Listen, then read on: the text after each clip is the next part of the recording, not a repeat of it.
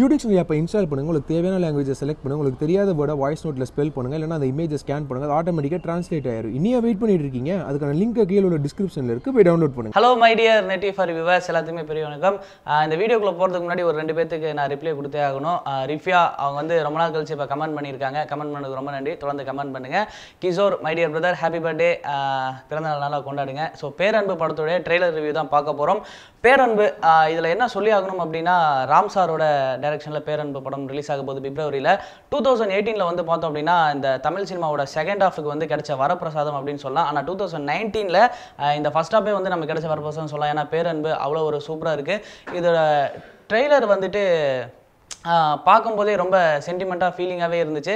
ஏன்னா நம்ம day to day லைஃப்பில் ஒருத்தங்களை வந்து பார்க்குறோம், அதை பார்த்துட்டு அப்படியே நம்ம இருப்போம். ஆனால் வந்துட்டு ஏன் அவங்க அப்படி இருக்காங்க, அந்த மாதிரியான சில விஷயங்கள் ராம் சார் அவர் கோணத்தில் பார்த்து இந்த படம் எடுத்துருக்கிறது வந்து ரொம்ப சூப்பராக இருந்துச்சு. ட்ரெய்லரை தாண்டி டீசரில் ஒரு வேர்டு வந்து சொல்லியிருப்பாங்க, அது நீங்கள் நல்லா கவனிச்சிங்கன்னா தெரியும்.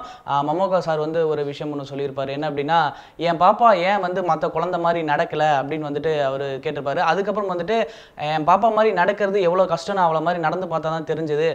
ஒருத்தங்களை வந்து மற்றவங்க மாதிரி இல்லைன்னு கம்பேர் பண்ணுறதே வந்து ஒரு குற்றமான செயல் தான் அப்படின்னு வந்து சொல்லியிருப்பாரு. ஸோ இந்த மாதிரியான லைன்ஸ்லாம் கேட்கும்போது அந்த சிங்கிள் லைன்லேயே வந்து வாழ்க்கையோட தத்துவம்லாம் அழகாக புரிஞ்சிருது. டீசர் ட்ரெய்லர்லாம் நம்ம வச்சு பார்க்கும்போது கண்டிப்பாக படம் வேறு லெவலில் இருக்க போகுது அப்படின்னு தெரிஞ்சிச்சு. இன்னொரு இன்ஃபர்மேஷன் ஒன்று சொல்லிக்கிறேன்.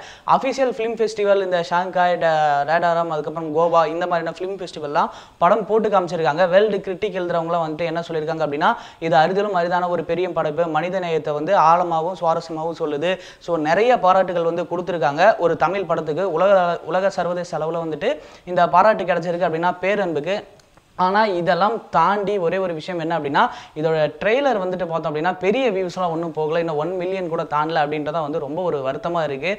ஏன்னா தமிழ் சினிமாவே உலக அளவில் திரும்பி பார்க்குற வைக்கிற இந்த மாதிரியான படங்களுக்கு வந்து நாம் வந்து ஆதரவு கொடுக்கல அப்படின்றது தான் ஒரு சின்ன கஷ்டமாக இருக்குது. ஸோ நிறைய கமர்ஷியல் படங்கள் வந்துட்டு 20 மில்லியன்ஸ் 30 மில்லியன்ஸ் அப்படின்றத வியூ போகுது. ஆனால் இந்த மாதிரியான தரமான படங்களுக்கு நம்ம சப்போர்ட் பண்ணால் மட்டுமே தான் வந்துட்டு பார்த்தோம் அப்படின்னா திரும்ப திரும்ப திரும்ப தமிழ் சினிமாவில் இந்த மாதிரியான புது படங்கள் இந்த மாதிரியான ஜானர்ஸில் வந்து கண்டிப்பாக திரும்ப கொடுத்துக்கிட்டே இருப்பாங்க.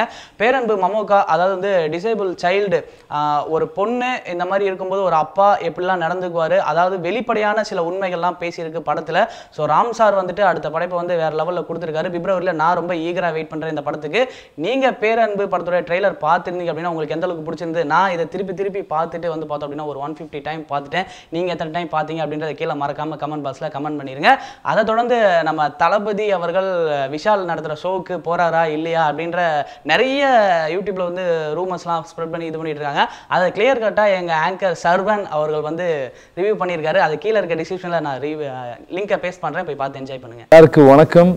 நெட் டிவி ஃபார் யூ பார்க்குற எல்லா மக்களுக்கு don't forget to subscribe Net TV for you and click the bell button.